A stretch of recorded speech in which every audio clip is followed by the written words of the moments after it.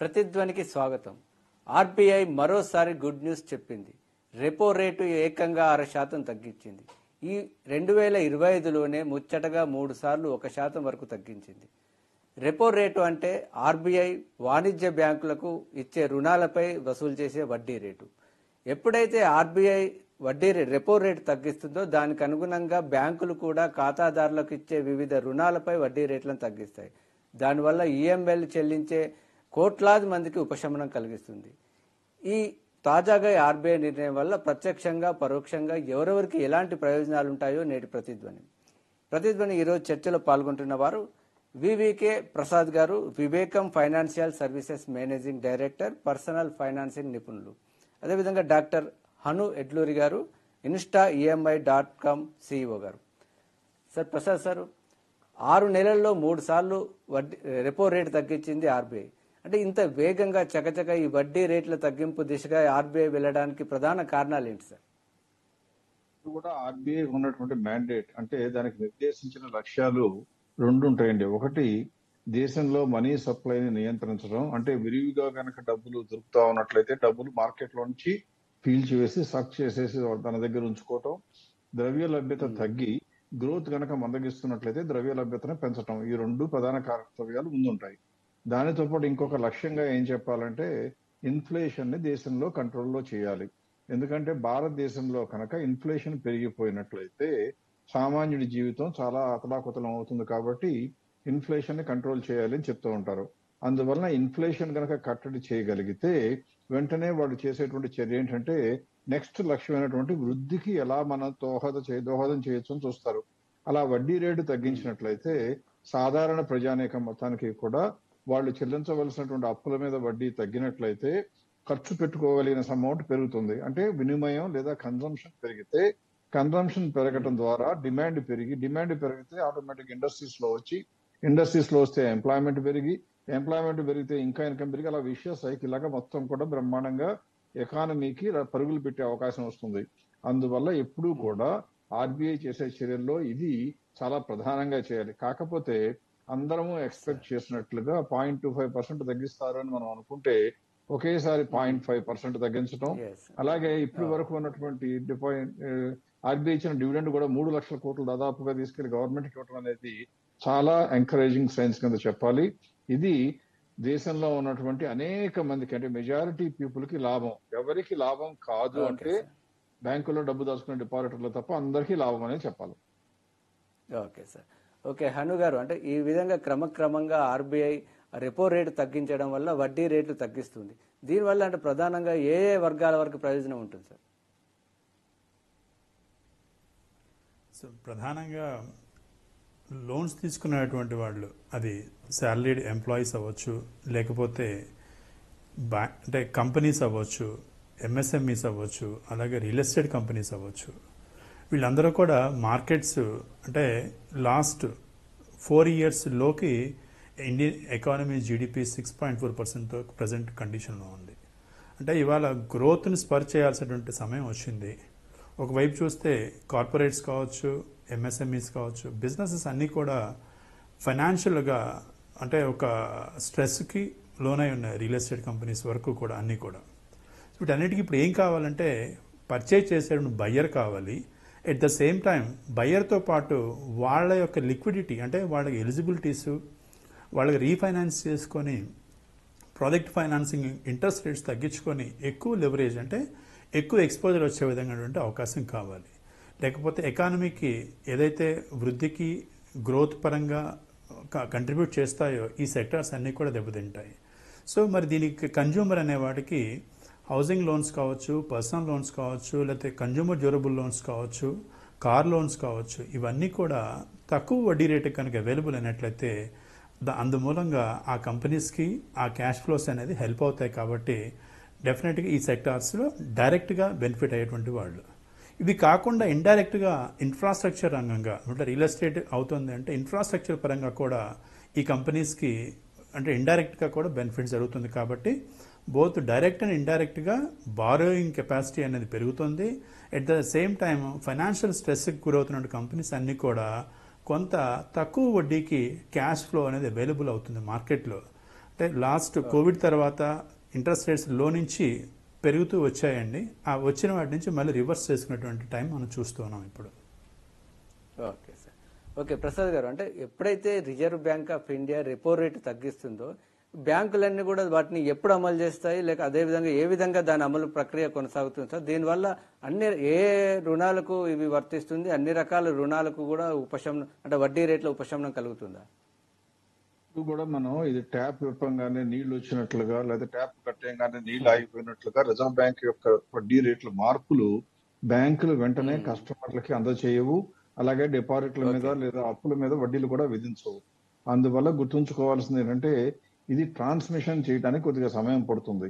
ఇక్కడ ఏం చేస్తారంటే బ్యాంకులు వాళ్ళకి అనుకూలంగా ఉండేటట్లుగా ఇవాళ ఆర్బీఐ రెపో రేటు తగ్గించినా వీలైనంత వరకు ఆలస్యం చేయడానికి ప్రయత్నిస్తారు, మన మీద వేధించే వడ్డీని తగ్గించడానికి. ఎట్ ద సేమ్ టైం వాళ్ళు కనుక వీలైతే ఏం చేస్తారంటే ఎవరైతే డిపాజిట్ చేసుకుంటున్నారో వాళ్ళకి మాత్రం వడ్డీ తగ్గించడానికి వెంటనే ముందుకు దూకుతారు. అంటే బ్యాంకులు కూడా కమర్షియల్ ఆర్గనైజేషన్సే కాబట్టి వాళ్ళు కూడా లాభాల ప్రాతిపదికనే పనిచేస్తూ ఉంటారు కాబట్టి ఆదాయాన్ని కొన్ని రోజులు ఉంచుకుందాం, ఖర్చులను వెంటనే తగ్గిద్దామని ప్రయత్నిస్తారు. కాబట్టి ఈ రోజున రెపో రేట్లు తగ్గటం మూలంగా ఇమ్మీడియట్ గా లాభం వస్తుందంటే రాదు, కానీ రాక తప్పదు.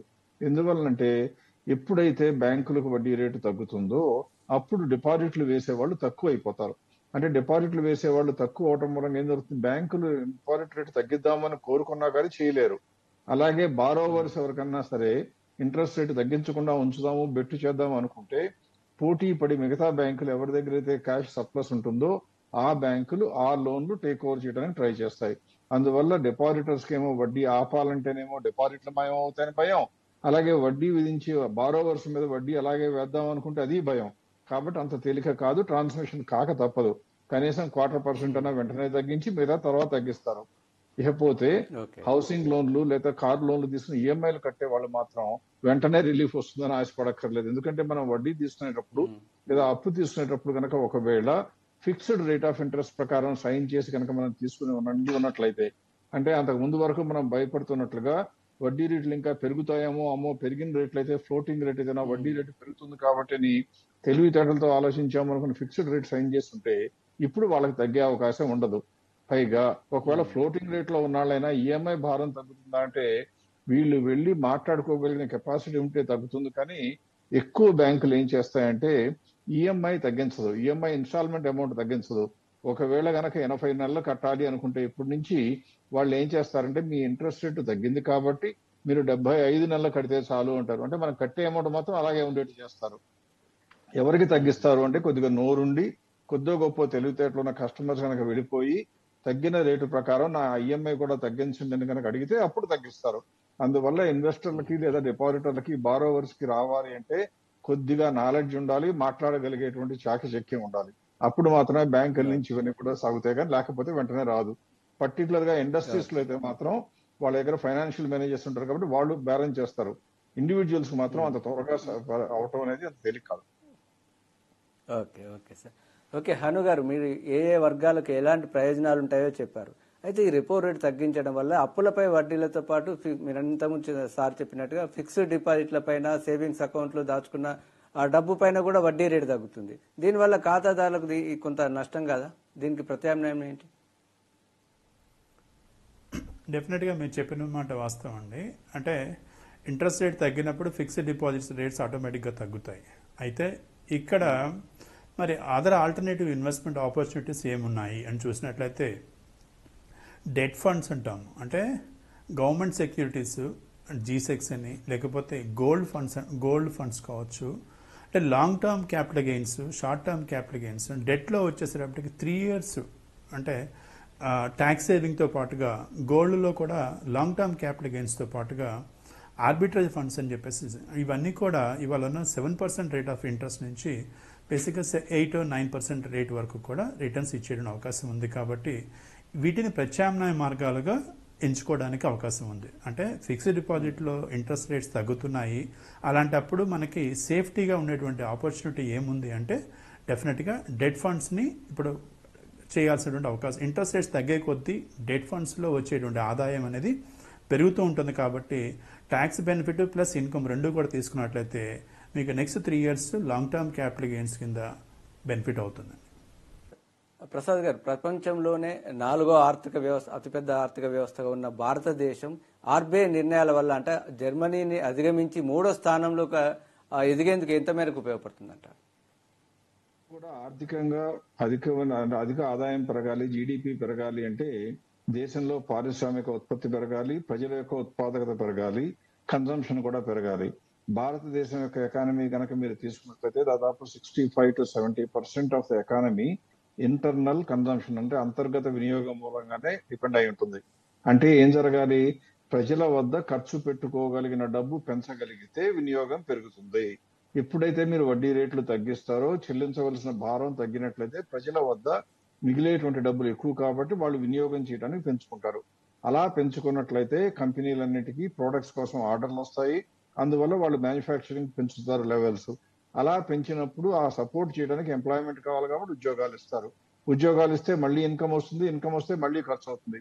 ఇలా ఒక సర్కిల్లో తిరుగుతూ ఉంటుంది. కాబట్టి వడ్డీ రేట్లు తగ్గించడం అనేది ప్రపంచవ్యాప్తంగా ఏ దేశంలోనైనా ఎప్పుడైనా కూడా వృద్ధి పదంలో నడపడానికి చేసే మొదటి చర్య. ఇక్కడ మనం చేయవలసిన జర్మనీని కనుక దాటిపోవాలి అంటే ప్రస్తుతం ఉన్న విపత్కర పరిస్థితులు లేదా ప్రపంచవ్యాప్తంగా ఉన్న పరిస్థితులు చూస్తే ట్రంప్ చేస్తున్నటువంటి చర్యల వల్ల, అమెరికన్ ప్రెసిడెంట్ చేస్తున్నటువంటి టారిఫ్ చర్యల వల్ల ఎక్కువ దేశాలలో వాళ్ళు కూడా రెసిప్రోకల్ టారిఫ్ కనుక వాళ్ళ మీద విధిస్తే అంతర్జాతీయ వాణిజ్యంలో బాగా ఎక్కువగా ప్రవేశం ఉన్నటువంటి జపాన్, జర్మనీ లాంటి దేశాలకి ఖర్చు పెరుగుతుంది. అంటే వాళ్ళ దేశంలో ఇన్ఫ్లేషన్ పెరుగుతుంది. ఇన్ఫ్లేషన్ పెరిగితే తప్పనిసరి పరిస్థితుల్లో అక్కడ కంట్రోల్ చేయడానికి వాళ్ళు వడ్డీ రేట్లు పెంచవలసి వస్తుంది. అటువంటప్పుడు మనం ఏమీ చేయకుండా ఇప్పుడు చేసిన చర్యతోనే కూడా మనం ఆ జర్మనీ కన్నా దాటిపోవటం దాదాపు ఖాయంగా కనపడుతుంది. ఈ సమయంలో మనం చేయవలసిందల్లా ఇంటర్నల్ కన్జంప్షన్ వెనకపడకూడదు.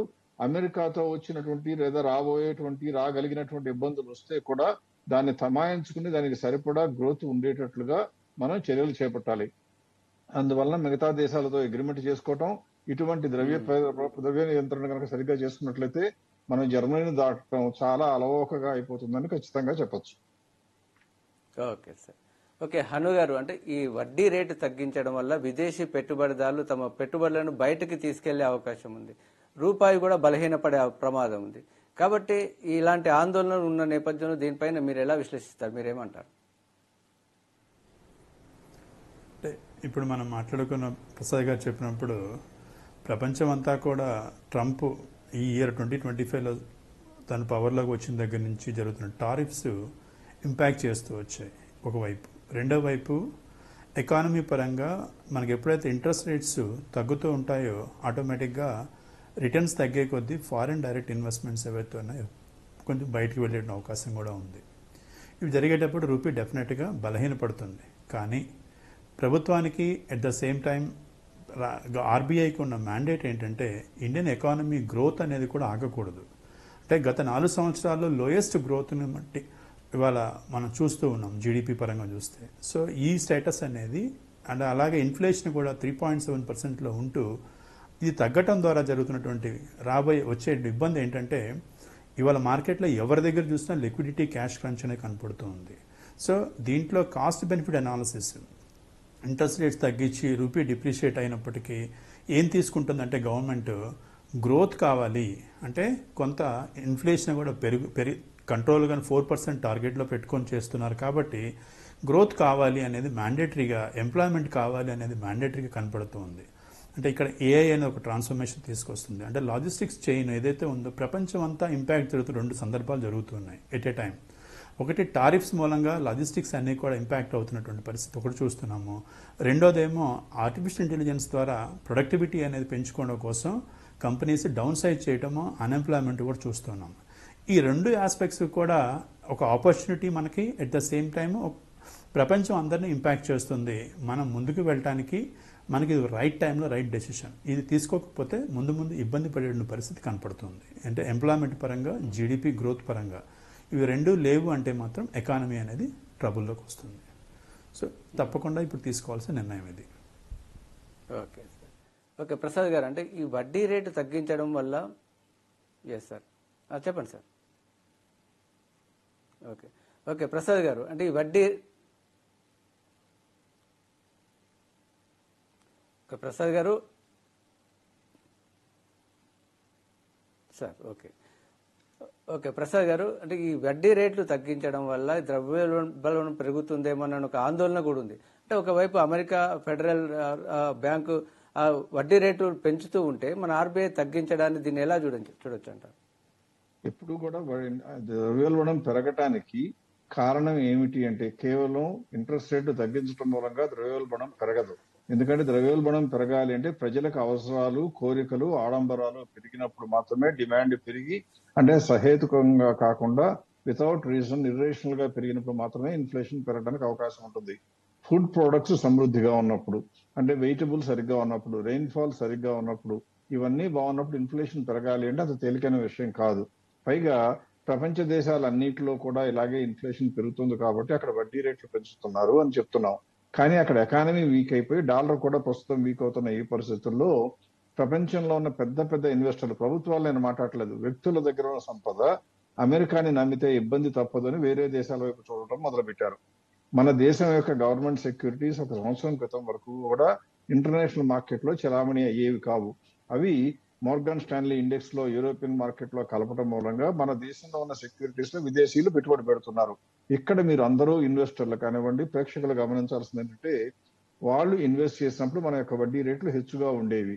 ఇప్పుడు వడ్డీ రేట్లు తగ్గుతుంటే వాళ్ళ సెక్యూరిటీస్ విలువ అమాంతం పెరిగిపోతుంది.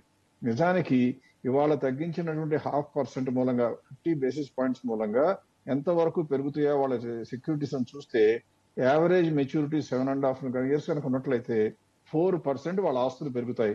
అంటే విదేశీల్లో ఎవరైనా నేను భారతదేశంలో డెట్ సెక్యూరిటీలో డబ్బుల్లో ఇన్వెస్ట్ చేస్తే నాకు అమాంతంగా ఇంట్రెస్ట్ కాకుండా 4% ఎక్స్ట్రా వచ్చింది అంటే ఇంకా డబ్బులు కూడా తీసుకురావడానికి ట్రై చేస్తారు. అంటే ఎక్కువ డబ్బులు ఇండియాలోకి వస్తే కనుక జరిగేది ఏంటంటే, ఎక్కువ మందికి అర్థం కాని ప్రశ్న, ఇండియాలో గనక ఫారిన్ కరెన్సీ ఎక్కువగా వచ్చినట్లయితే దానికి ప్రతిగా మనం కరెన్సీని రూపాయిని మెయింటైన్ చేయడం వీలుగా ఆర్బీఐ రూపాయలు ప్రింట్ చేసి మార్కెట్లోకి వదలవలసి వస్తుంది. అలా డబ్బు పెరిగితే ఇన్ఫ్లేషన్ పెరుగుతుంది. అలా పెరగకుండా ఉండాలి. విదేశాల నుంచి ఎక్కువ సొమ్ము మన దేశంలోకి రాకూడదు అంటే వాళ్ళకి లాభం వచ్చినా ఎక్కువ మందికి టెంప్ట్ కాకూడదు అనుకుంటే ఏం చేయాలి? మన దేశం, మన ప్రభుత్వం కట్టవలసిన వడ్డీ తగ్గించుకోవడానికి వీలుగా గవర్నమెంట్ సెక్యూరిటీస్ మీద వడ్డీ రేటు ఇంకా తగ్గించాలి.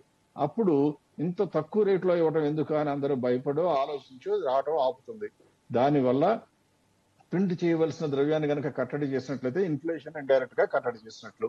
ఇకపోతే సప్లై సైడ్ అగ్రికల్చర్ బాగుంది, ఇప్పుడు తగ్గించిన రేట్ల మూలంగా ప్రొడక్షన్ పెరిగితే సప్లై పెరుగుతుంది. సప్లై పెరిగితే రేట్లు పెరగడం అనేది వీలు కాదు. రేట్లు పెరగకపోతే ఇన్ఫ్లేషన్ రాదు. రేట్లు పెరగడానికి ఇంకొక కారణం ద్రవ్యం వినిమయం సప్లైలోకి రావడం. ఆ సప్లై రావడానికి విదేశీ ఇన్వెస్టర్లు ఇండియాలోకి రాకుండా చూడటం ఇప్పుడు చేస్తున్న చర్య. దీనివల్ల రాబోయే రోజుల్లో ఈ చర్య మూలంగా ఇన్ఫ్లేషన్ పెరుగుతుంది అనుకోవటం తప్పు. పైగా నిన్నటి వరకు పెరుగుతుందేమో అని భయపడి వాళ్ళు తగ్గింది అనగానే ఇంకా అప్పుడే మళ్ళీ పెరుగుద్దేమో అని భయపడటం అనేది ఖచ్చితంగా అసంబద్ధం. ఇటువంటి అవకాశాలు దాదాపుగా నాకు అంచనా ప్రకారం అయితే ఏమాత్రం ఉండవు అని చెప్పొచ్చు. Okay sir. ఓకే హను గారు, మొత్తం మీద ఈ నిర్ణయం వల్ల బ్యాంకులు తక్కువ వడ్డీతో రుణాలు ఇచ్చే అవకాశం ఉంది కాబట్టి ఇండస్ట్రీ, ముఖ్యంగా ఎంఎస్ఎంఈ స్టార్టప్లు దీన్ని ఏ విధంగా వినియోగించుకోవచ్చు?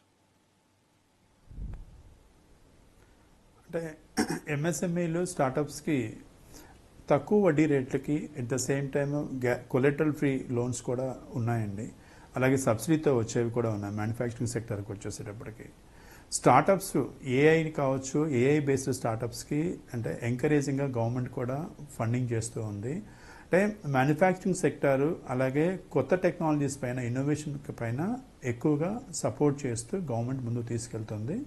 దీంట్లో అంటే ప్రతి సెక్టార్ సిడ్బీ నుంచి తీసుకున్నట్లయితే 300 బేసిస్ పాయింట్స్, అంటే సిడ్బీ బ్యాంక్ డైరెక్ట్గా తీసుకున్నట్లయితే ఎంఎస్ఎంఈస్లో ఒక 5 lakhs వరకు, అంటే 5 crores వరకు కూడా తీసుకునే లోన్స్ ఉన్నాయి అండ్ అబోవ్ తీసుకునే ఉన్నాయి. సో వీటన్నిటిలో కూడా ఇంట్రెస్ట్ రేట్స్ తగ్గుతాయి. మీకు ఇమీడియట్గా అంటే balance transfer, take over loans అంటాము.